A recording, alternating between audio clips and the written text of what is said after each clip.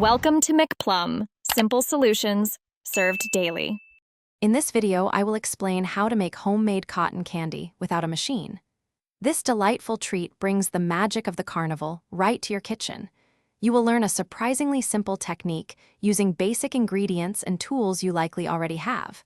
We will guide you through each step, from preparing the sugar syrup to spinning those wispy, melt-in-your-mouth strands.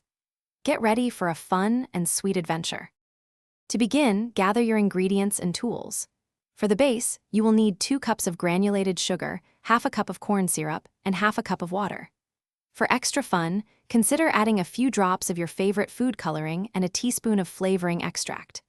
Essential tools include a large, heavy-bottomed pot, a reliable candy thermometer, parchment paper to protect your work surface, and a whisk or fork for spinning. Now let's create the sugar syrup. In your large pot, combine the granulated sugar, corn syrup, and water. Stir gently over medium heat until all the sugar completely dissolves. Once dissolved, stop stirring.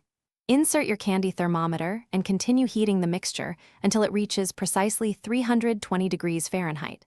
This hard crack stage is crucial for the right texture. Remove the pot from the heat as soon as it hits this temperature. With your syrup ready, it's time for the fun part: spinning. Dip your whisk or fork into the hot syrup, allowing any excess to drip off for about 1 or 2 seconds.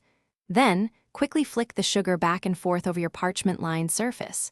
You will see delicate, thin strands begin to form. Work quickly as the sugar cools and hardens fast.